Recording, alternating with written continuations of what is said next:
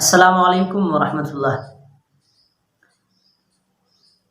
حضرت ابن عمر رضی اللہ تعالیٰ عنہ سے مرفوعاً روایت ہے کہ آپ صلی اللہ علیہ وسلم نے فرمایا، عورتوں کو حمل سے لے کر بچہ جننے تک اس کا ثواب ملتا ہے جتنا خدا کے راستے میں سرحد کی حفاظت کرنے والوں کو ثواب ملتا ہے۔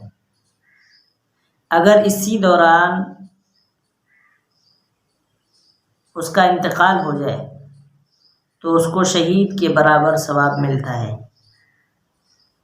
اب اس حدیث کی عرض کرنے کا، پیش کرنے کا مقصد یہ ہے کہ آج کل ہماری عورتوں کو بچوں سے الرجی ہو جاتی ہے، اور خاص کر شہری علاقوں کے اندر اور بڑے خاندانوں کے اندر دنیا کے اعتبار سے وہ کہتے ہیں بچے دو ہی اچھے۔ تو شہید جب شہادت کے لیے جب میدان میں نکلتا ہے تو وہ یہ نہیں سوچتا کہ بس اس دفعہ جا رہا ہوں اگلی دفعہ نہیں جاؤں گا، بلکہ جس کو شہادت کا طلب ہوتا ہے وہ بار بار جاتا ہے۔ اسی طرح مومن عورت، اس کو اگر وہ اس جذبے سے اسلام کو اور اس حدیث کو پڑھ کر، سمجھ کر، سن کر اس پر عمل کرے تو ہر بچے کو پیدائش تک، پیدا کرنے تک اور پیدا کرنے کا خواہش رکھے، اور بہت سے بچوں کا خواہش رکھے کہ اللہ تعالیٰ مجھے بہت بچے دے تاکہ اس کو زیادہ سے زیادہ ثواب ہو۔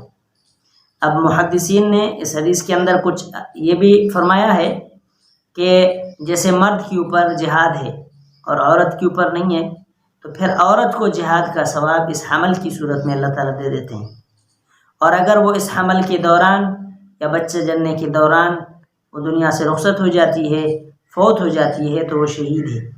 اتنا بڑا مقام ہے، یہ مقام اسلام نے عورت کو دیا ہے۔ کسی اور مذہب کے اندر عورت کی اتنی تعظیم و تکریم نہیں ہے جتنا اسلام نے ان کو تعظیم و تکریم سے نوازا ہے۔ تو ہم مسلمان ماؤں بہنوں کو، ہماری بیٹیوں کو اس بات کو سمجھ لینی چاہیے کہ اسلام ہی وہ مذہب ہے جس کے اندر اللہ رب العزت نے عورت کو تحفظ بخشا ہے، اس کو تعظیم و تکریم سے نوازا ہے۔ اسلام کے علاوہ اور کوئی ایسا مذہب نہیں جس کے اندر عورت کی اتنی تعظیم و تکریم اور اتنا بڑا مقام اور مرتبہ ہو۔ آج تک کے لیے اتنا ہی، پھر انشاءاللہ ملتے ہیں کسی نئی ویڈیو کے ساتھ۔ السلام علیکم ورحمۃ اللہ وبرکاتہ۔